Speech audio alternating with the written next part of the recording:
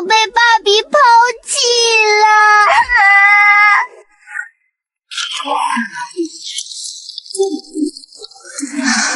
了。啊，总算是到了。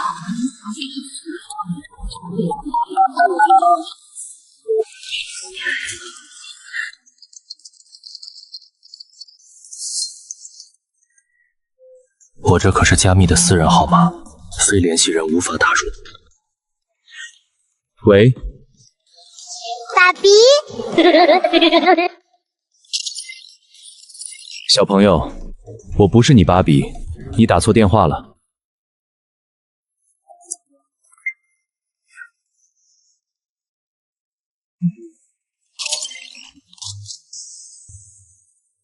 爸比，我的话都还没有说完，你怎么就把电话挂了？知不知道这样很没有礼貌？小朋友，刚才算叔叔不对，但是你真的打错电话了，我不是你爸比。那你是叫许泽琛吗？我是叫许泽琛。你是叫许泽琛就对了，那你就是我爸比。爸比，我现在到广南高铁站了，你过来接我吧。小朋友，叔叔再跟你说一遍，我不是你爸比，你打错电话了。你要是实在找不到自己的爸爸妈妈，可以请警察叔叔帮你找。叔叔现在真的很忙，就不跟你说了，再见哈。怎么又把电话挂了呀？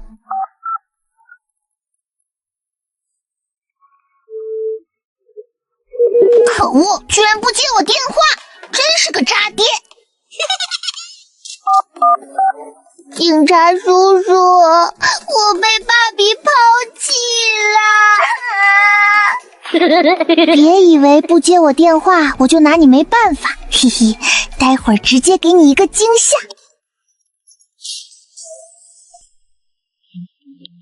不可能，绝对不可能！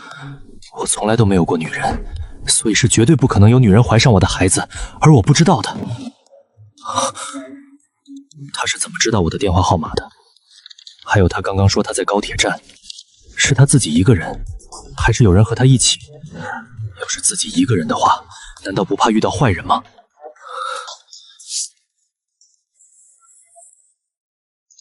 这段时间一直都在公司加班，没有回家陪家里人吃过饭。现在既然没有心思继续工作，索性回家吃饭去。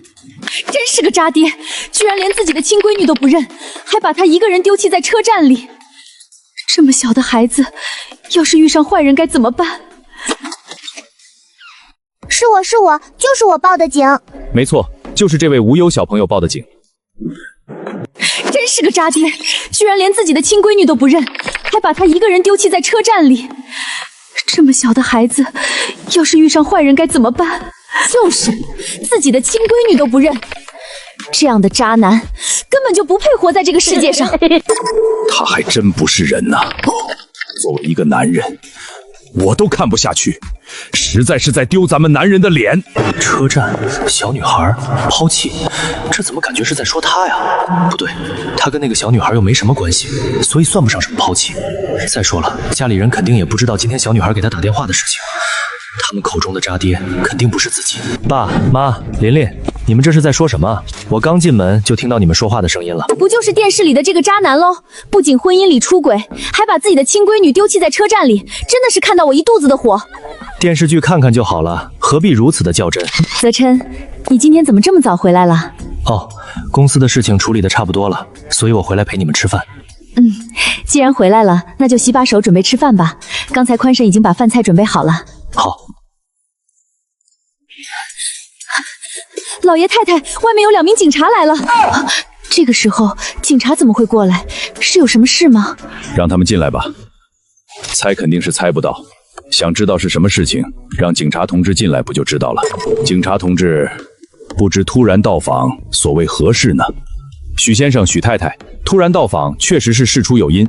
是这样的，今天下午我们所里接到一个5岁小女孩的报警电话，说是被自己的父亲抛弃了。该不会眼前的这个小女孩就是今天下午给她打电话的那个小女孩吧？自己后来拒听她的电话，她竟然都找上门来了。警察同志，我想请问一下，这事儿跟我们许家有什么关系吗？还有你说的被抛弃的那个小女孩，该不会就是你们身旁的这个小女孩吧？是我，就是我报的警。没错，就是这位无忧小朋友报的警。他说自己的父亲是许泽琛，今天下午给他打电话，让他到车站去接他。可是许先生非但没有去接他，还一直不接他的电话，所以只能报警找我们求助。警察同志，你的意思是说，这个小女孩是我们家泽琛的孩子？是的，许太太。泽琛，你自己说这是怎么一回事？这个小妹妹真是你的孩子？我连个女朋友都没有，又怎么可能会有孩子？许先生，这么说的话，你不承认这个小美眉是你的孩子？不是我不承认，而是她根本不可能是我的孩子。奶奶，悠悠没有骗人，她真的是我的爸比。而且你们看，我和爸比可是长得一模一样呢。爸比，不是我说你，你居然连给你生了孩子的女人叫什么都不知道，真的是一个大渣男。奶奶，这就是我的悠悠。我和爸比是不是长得一模一样？还真的是跟我哥长得一模一样，可能真的就是我哥的孩子呢。不是可能，而是我真的就是爸比的孩子呀！我操，还知道我是你姑姑呢，真是可爱又聪明啊！确实是个可爱又聪明的孩子，说不定……妈，琳琳，虽然她长得跟我很像，真的不是我的孩子。你不是不相信我说的话吗？那就验个 DNA 吧，到时候结果出来，你就知道我有没有骗你了。这个办法好，与其各执一词，倒不如用医学来证明这一切，就验个 DNA。警察同志，今天辛苦你们跑一趟了。既然现在是我们自己的家事，那就让我们自己解决吧。你们也可以放心，不管鉴定的结果怎么样，我们都会妥善安排好这个孩子的。你们回去以后，顺便代我向你们周队长问声好。告辞。你叫无忧对吧？是的，爸比。在 DNA 报告出来之前，你还是叫我许叔叔吧。现在我有几个问题要问你，你能如实的回答我吗？好的，宝比，你问吧。不是说了叫许叔叔吗？怎么还叫宝比？算了，一个称呼而已，还是先问问题吧。你为什么会说我是你的父亲？是有人告诉你的吗？没有人告诉我，我自己知道的。你自己知道的？那你是怎么确定我就是你父亲的？因为我第一次在电视上看见爸比的时候，就觉得特别的亲切，所以我当时就确定你是我爸比了。悠悠，你好厉害啊！看了一眼就知道他是你爸比了。这是不是就是人们常说的血浓于水的亲情，是不会随着距离远近而被割舍？所以悠悠看了一眼我哥，就认出了自己的宝比。玲玲说的有道理。我操！悠悠，那你告诉我，你的妈咪是谁？叫什么名字？爸比，你怎么好意思问我这个问题？什么意思？爸比，不是我说你，你居然连给你生了孩子的女人叫什么都不知道，真的是一个大渣男。我怎么就成渣男了？我明明就连自己有个孩子都不知道，又怎么可能会知道孩子他妈是谁？一个小孩子说的话，你跟他较真什么？说话语气多注意点，可别把孩子吓到了。无忧要真是许泽参的孩子，有这么个可爱的孙女，也是挺不错的。你难道就不怕遇到坏人吗？当然不怕，这真要是遇上了坏人，那么倒霉的肯定是他们。悠悠，告诉奶奶，你怎么会一个人在车站？是谁送你去车站的？没有人送我，是我自己坐车去高铁站的。我操，牛逼！什么？你自己一个人坐车去高铁站？你难道就不怕遇到坏人吗？当然不怕，这真要是遇上了坏人，那么倒霉的肯定是他们。悠悠身上有很多厉害的东西，保证能让坏人们跪地求饶啊！悠悠，你真厉害啊！你那些厉害的东西，改天可以给姑姑瞧瞧吗？当然可以，我还能送姑姑几件防身的武器呢。好，好，好。饭菜已热好，咱们悠悠一定饿了吧？走，我们先去吃饭。好的，奶奶。爷爷奶奶吃饭，爸比吃饭，姑姑吃饭，好好好，悠悠吃饭，大家吃饭。和爷爷奶奶、爸比还有姑姑一起吃饭，真的很开心。悠悠，今天晚上你是想和奶奶一起睡，还是自己睡？奶奶，我自己睡吧。那行吧，那奶奶现在先带你去你的房间。好，谢谢奶奶。悠悠，姑姑的房间就在你隔壁，你要是晚上睡觉害怕，可以过来找姑姑，知道吗？好，谢谢姑姑。悠悠，需要奶奶帮你洗澡吗？不用了，奶奶，悠悠可以自己洗澡哟。你才5岁就会自己洗澡了呀？悠悠不仅会自己洗澡，还会做饭，能做好多事情呢。所以奶奶、姑姑，你们不用担心我，我能自己照顾好自己的。你还会做饭啊？哇，悠悠你真的是太厉害了呀！那行，你洗澡早点休息吧，有什么事情可以随时来喊我们。好。这个悠悠真的好厉害啊，才5岁的年纪，我感觉他好像啥都会。确实是一个聪明招人喜欢的孩子。如果他真的是你哥的孩子，那就太好了。悠悠，你总算给外公打电话了，外公都担心一整天，就怕你被坏人抓走了。外公，你这就瞎担心了。悠悠不是跟你说过，坏人是不敢打悠悠主意的。要是他们敢打悠悠的坏主意，那么最终倒霉的还是他们自己。今天晚上把大家聚集在这里，想必你们心里也清楚所谓何事。说实话，这悠悠的出现着实让我十分的意外，没想到咱们许家还有这么一个可爱的孙女。爸，在亲子鉴定报告出来之前，这个无忧还不能确定就是你的孙女。亲子鉴定报告是没出，可悠悠和你长得一模一样，10有8九就是你的孩子。倒是你自己干没干糊涂事儿不清楚吗？连孩子是不是自己的都不知道？这我当然清楚，我就没干糊涂事儿。没干糊涂事，那孩子是哪里来的？这我哪能知道？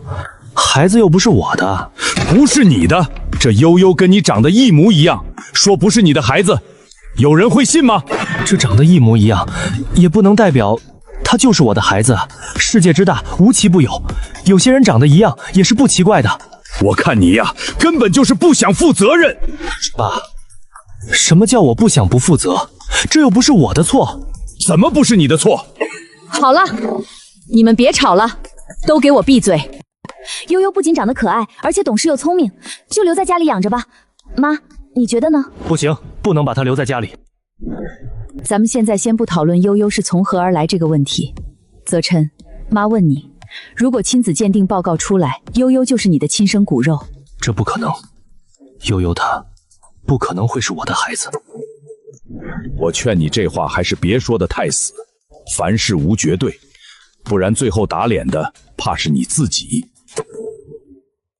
你爸说的对，而且我觉得悠悠她有很大机会会是你的亲生骨肉。好，如果他真的是我的孩子，那我必然会对他负责。但如果不是，我也只好把他送走了。我觉得吧，就算悠悠不是我哥的亲生骨肉，也没必要送走吧。以我们许家现在的身家，多养一个孩子也不是什么难事。悠悠不仅长得可爱，而且懂事又聪明，就留在家里养着吧。妈，你觉得呢？不行，不能把他留在家里。为什么？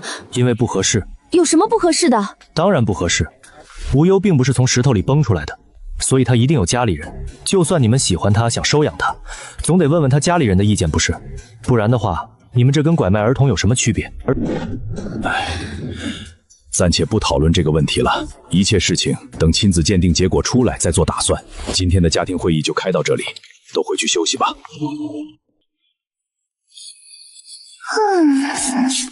咦，我这是在哪里啊？哎呀，笨啊！这里不就是爸比家吗？可算是想起来了。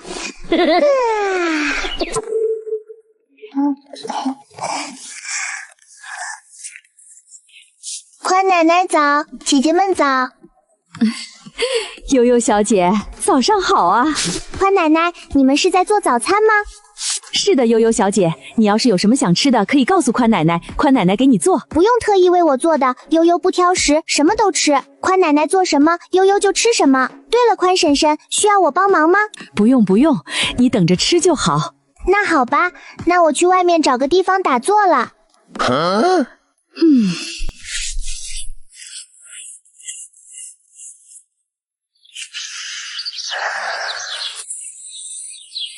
我靠，牛逼！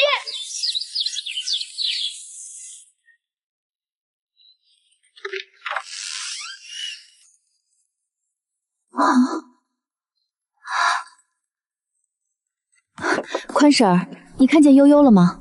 悠悠小姐到外面打坐去了。悠悠，奶奶，早上好啊！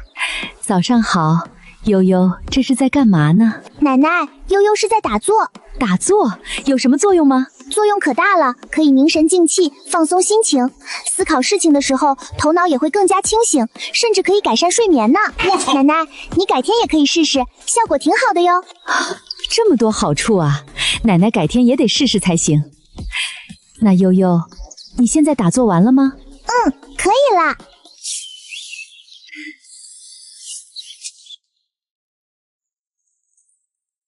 爷爷早，爸比早，姑姑早。妈，悠悠，大早上的，你们这是去干嘛了呀？悠悠在外面打坐，我去喊她回来吃早餐。打坐？是像寺庙里的和尚一样坐着敲经念佛吗？姑姑，不用敲经念佛的哟。悠悠说好处挺多的，我觉得咱们改天也可以试试。那个，就改天再说吧，我不一定有那个时间。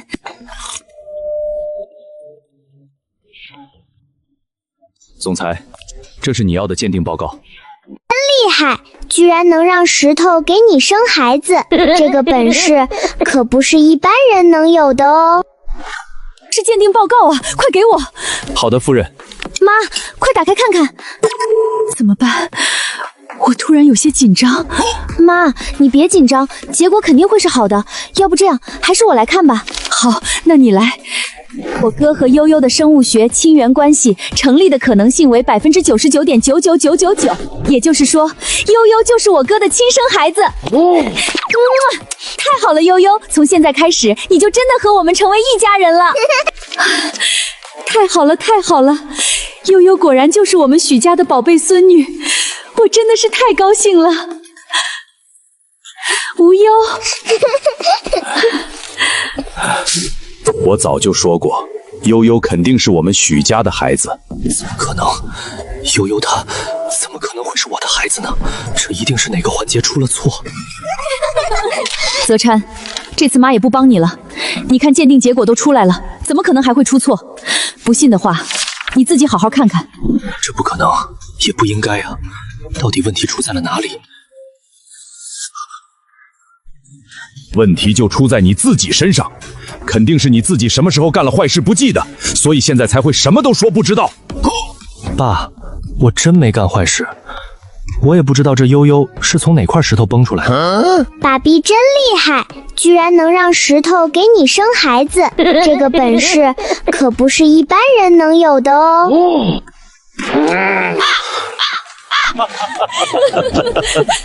悠悠，你真的是太逗了！哎呀，笑死我了！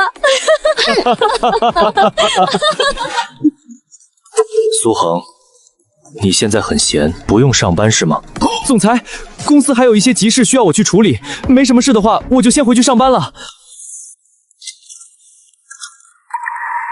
哥，你可不能怪人家苏恒，这换作是谁都忍不住，好吧？有这么好笑吗？是挺好笑的。悠悠，现在鉴定结果出来，证实你就是我的女儿，那咱们以后就是一家人了，对不对？我和宝比本来就是一家人哦。好，既然是一家人，那么你现在可以告诉爸比你的妈咪是谁了吗？这个问题是爸比的事情，你不应该来问悠悠。悠悠，爸比是真的不知道你妈咪是谁，你就告诉爸比好不好？只要你说了，爸比就什么都答应你。这是爸比自己的事情，需要你自己去解决。无忧的母亲到底是怎么怀上他的？我并没有失忆，也清楚地记得自己从来都没有过女朋友。你说不说？不说我给你送警察局去。奶奶，爸比他凶我，还要把我送去警察局，他肯定又想抛弃我了。哎呀，悠悠乖，别哭啊，是爸比的不对，奶奶一会儿好好的说他。妈，我只是让悠悠说出她妈咪是谁，怎么又成我的不对了？孩子都哭了，就是你的不对。好了，现在不是说这些的时候，你赶紧去上班，我会照顾好悠悠的。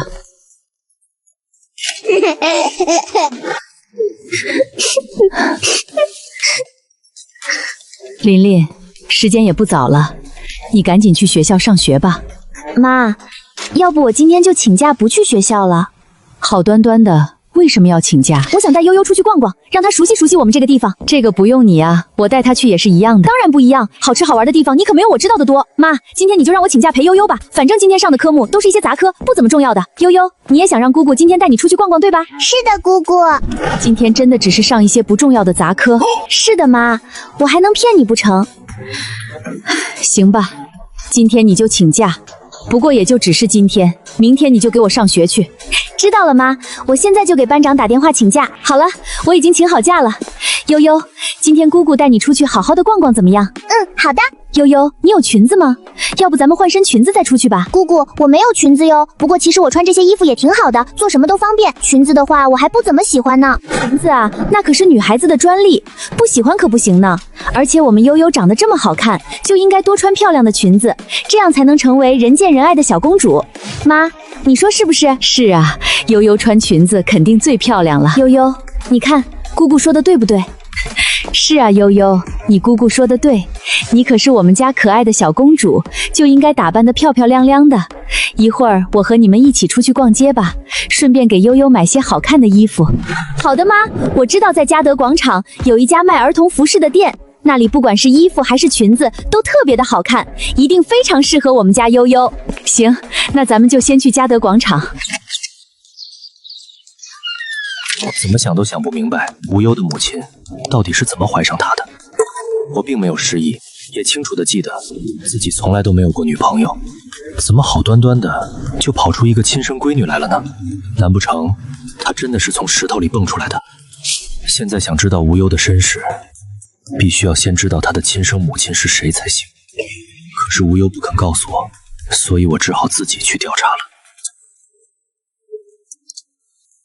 苏恒，你进来一下，我有闺女了。我操！你说什么？我说我有闺女了。你有闺女了？领养的？不是领养的。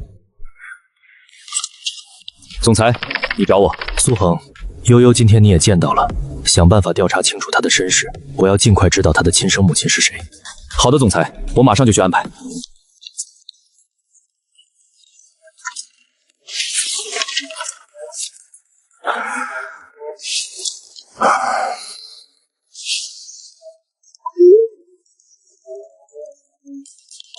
天成、俊林，30分钟后台球场集合。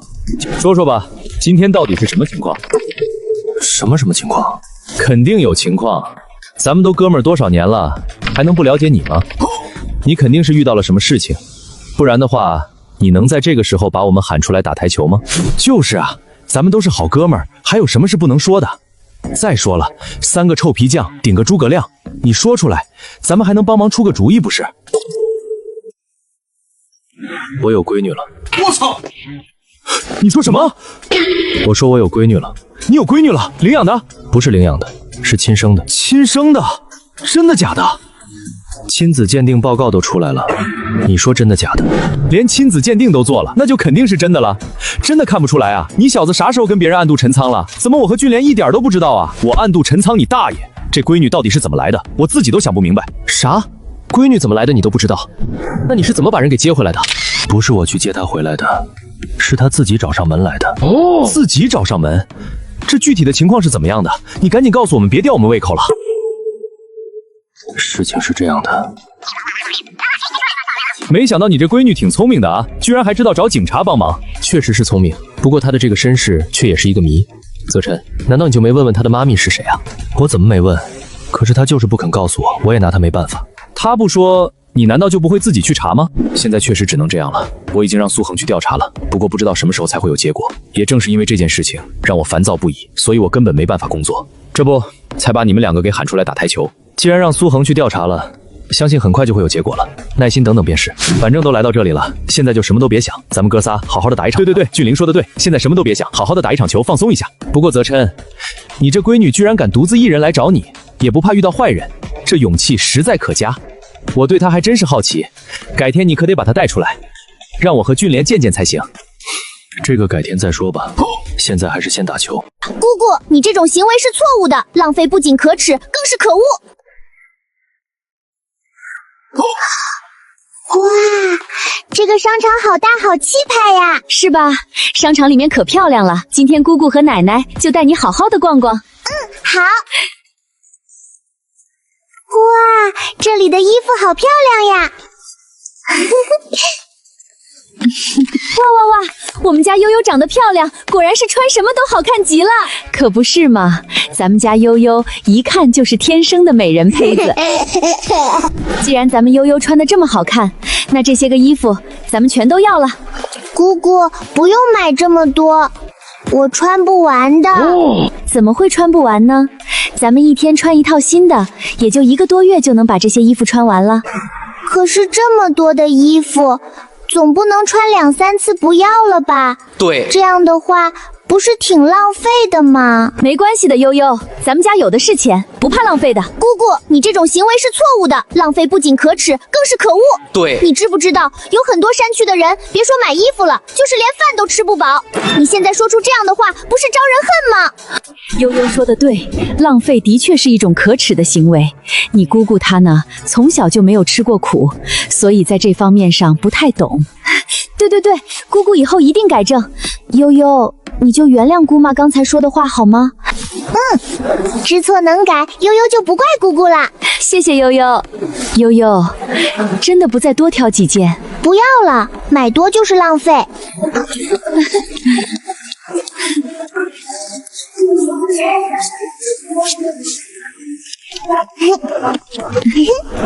走吧，咱们再去逛逛。悠悠，你是喜欢这只小黄鸭公仔吗？要是喜欢的话，我不是喜欢，我只是想不明白为什么会有这么多的小朋友喜欢它而已。那当然是因为它长得可爱啊。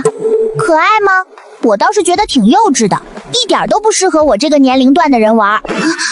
还好自己没有对无忧说自己喜欢小黄鸭，不然的话，他还真不知道该怎么看自己呢。悠悠，逛了一个上午，你累不累？要是累的话，咱们就回家休息；不累的话，咱们继续接着逛。姑姑，我不累。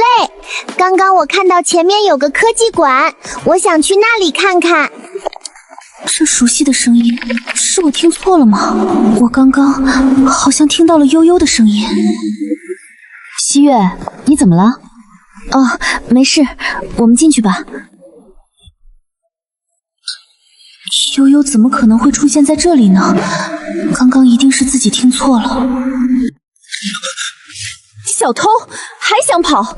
这位小姐，请问你抓着我干嘛？西月，咱们这次跟许氏集团的合作项目进展得挺顺利的，经理都说许氏集团的总裁看了我们的项目策划案，十分的满意。只要明天你亲自跟许总讲解这个方案的细节，相信就能签约了。是啊，我们辛苦了那么久，总算是到最后的阶段了。要说辛苦，其实最辛苦的还是你，毕竟你才是这个项目的主策划人，我们也就是帮你打打下手而已。所以这个项目能签约成功，最大的功劳者还是西月你。不管怎么说，都是我们大家共同努力的结果。只要能够顺利签约，那咱们到时候一定得好好庆祝一下。好，那是必须的。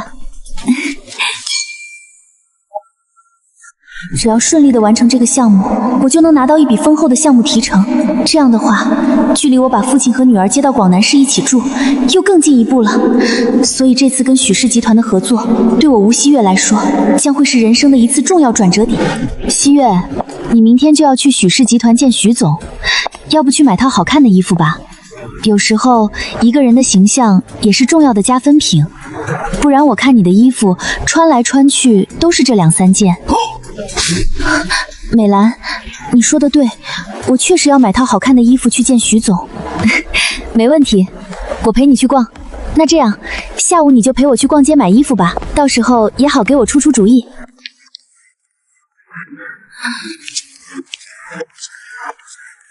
来人啊！抓小偷的！快来人啊！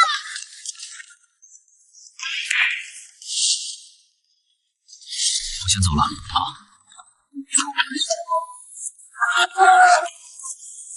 快来人啊！抓小偷了呀！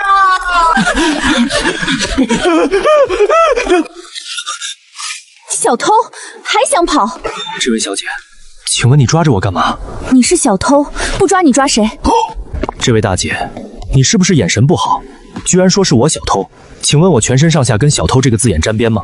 你才眼神不好，衣冠禽兽听过吗？有些人啊，表面上看起来好模好样，穿着斯斯文文，但是却掩盖不了他衣冠禽兽的本质。喂，你越说越过分了。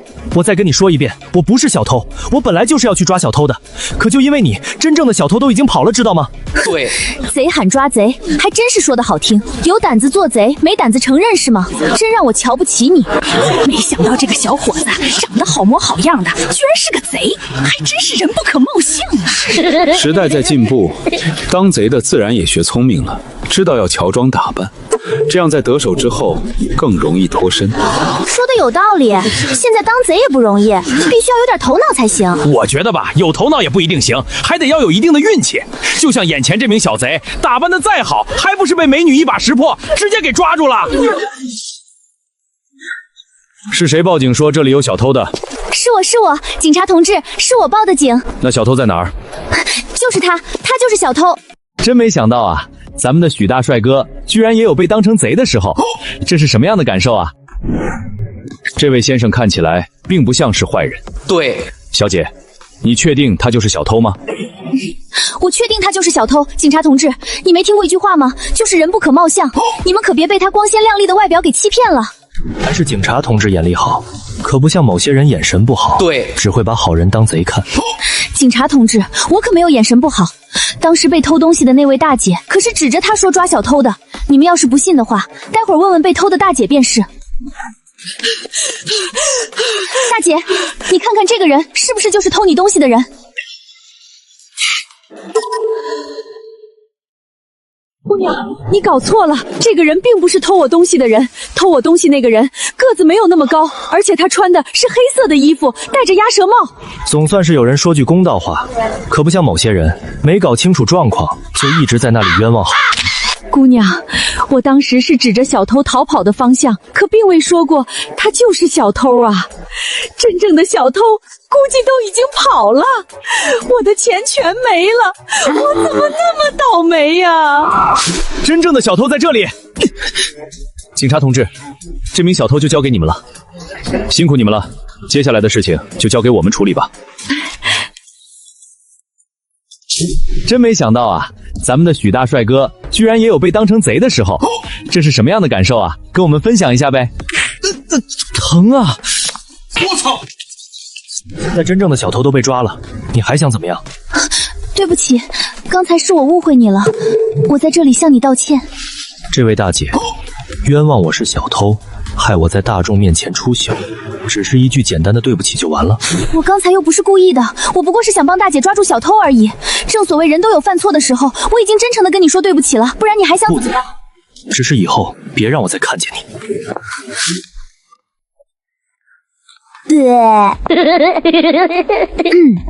以后别让我再看见你。高傲的家伙，说的好像谁想再见到你一样，我才不想再见到你呢。泽琛，人家小姑娘长得年轻貌美，你却喊人家大姐，我看你就是故意的吧？对啊，我就是故意的。他都能把我当成贼，还说我是衣冠禽兽，我喊他一声大姐，过分吗？泽琛，这次的事情我看就是个误会，而且人家小姑娘刚才不是都给你道歉了吗？你至于这么小气吗？至于啊，她又不是我的谁，我凭什么惯着她？算了，咱不说她了，都这个点了，要不咱们一起去吃了晚饭再回去吧？我就不去了，你们自便，我先走了。俊玲，要不咱俩去吃？不了，我答应了我妈，今天晚上回去陪她吃饭，下次吧。都不去吃饭，我一个人去也没啥意思，我也撤吧。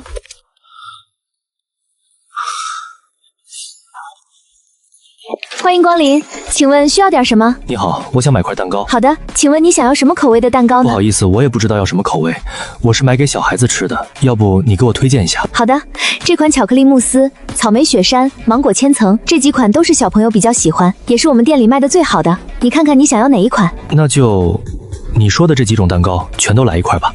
好的，先生，我现在就帮你打包，您请稍等。悠悠不怪爸比，而且悠悠也不挑食，只要是爸比买的，悠悠都喜欢吃。真乖。我吃饱了，你们慢慢吃，我先回房间了。哥，你看你一回来，悠悠就连饭都不吃了，很明显就是在为你早上凶她的事情生气，不想搭理你。葛琛，琳琳说的没错，今天早上的事情确实是你的不对。悠悠不想说，你不应该逼她，更不应该去凶她。不管怎么说，悠悠是你的亲闺女，是无法改变的事实。一会儿吃完饭，你上去跟她道个歉，毕竟是个孩子，你只要好好跟她说，哄哄她的话，她肯定就会原谅你了。哥，妈说的是，你可要把悠悠给哄好，不然的话，你以后在家里的日子可就不好过哦。看来我得去哄哄这位小祖宗了。妈，我现在上去吧，先不吃饭了。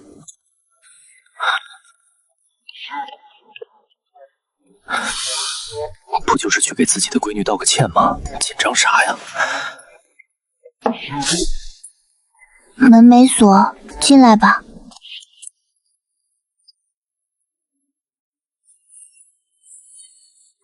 悠悠还在为早上的事情生气呢。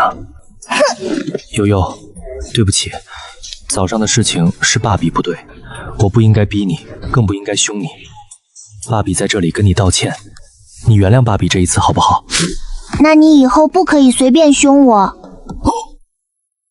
好。也不可以逼我说我不想说的和不想做的事情。好。那我就原谅爸比，不生爸比气了。谢谢悠悠，快看，爸比给你带了什么？哇，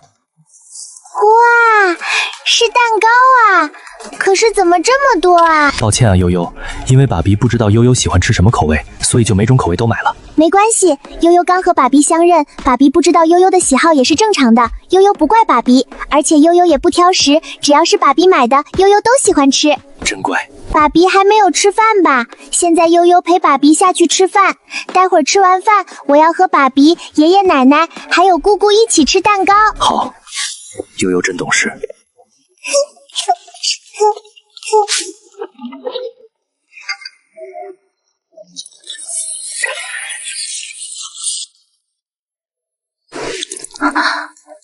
今天中午在商场听到的那道声音，很像悠悠啊，怎么不接电话呀？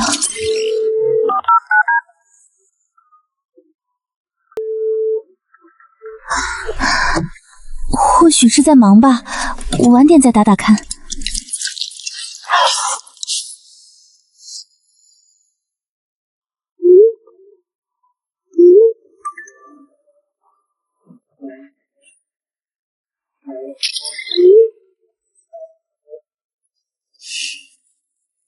西月啊，刚才你打电话来的时候，我和悠悠刚好在外面跳广场舞，手机没电，放在家里充着，所以就没有接到你的电话。悠悠回来洗完澡就睡着了，你是想找悠悠聊天吧？她刚睡下没多久，要不我把她喊醒给你打电话。